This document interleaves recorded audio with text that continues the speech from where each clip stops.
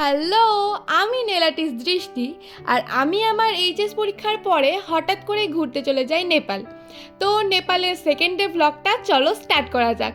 আমাদের সেকেন্ডের প্ল্যান ছিল যে আমরা পোখরা থেকে কাঠমান্ডু যাব, আর মাঝে যেই মন্দিরটা পড়বে সেটা আমরা দেখব। আর এই যে মিনি শো, যা ইনস্টাগ্রামে তুমুল ভাইরাল ছিল, আর হঠাৎ করেই নেপালে এসে আমি মিনি শো দেখতে পেলাম, তো ভাবলাম তোমাদের সাথেও শেয়ার করে দিই। আর এইটাই সেই ইচ্ছা পূরণের মন্দির, যেখানে যেতে গেলে যেতে হবে হচ্ছে রোপওয়েতে করে। দুটো পাহাড় পেরিয়ে রোপওয়েতে চেপে আমরা মন্দিরে গিয়েছিলাম।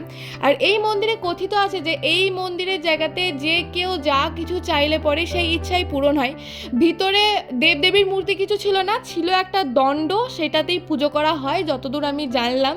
মানে এতটাই লাইন ছিল, 7 ঘন্টা লাইন দিয়েও আমরা পুজো দিতে পারতাম না, সেই জন্য বাইরে থেকেই দর্শন করতে হয়েছে। আর এই যে তোমরা দেখতে পাচ্ছ যে রোপওয়েগুলো যাচ্ছে, এই সামনের পাহাড়টা, পেছনের পাহাড়টা মেঘে ঢাকা আছে, এই পেছনের পাহাড়েরও আরও পেছনে গিয়েছিল মন্দিরটা।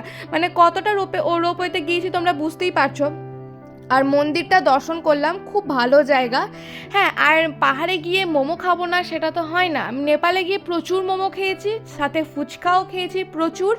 আর নেপালের তুমি যে কোনো মোমো বলো, ভেজ বলো নন ভেজ বলো, ওদের আলাদাই একটা ফ্লেভার থাকে। তো সেকেন্ড ডেতে করার মতো আর কিছুই ছিল না, রোপওয়েতে চেপেছি, অনেকটা গিয়েছি, জার্নি করেছি, এটাই জাস্ট। থার্ড ডেতে আমি পশুপতিনাথের ভ্লগটা নিয়ে আসবো, তো দেখতে হলে চট করে ফলো করে নাও।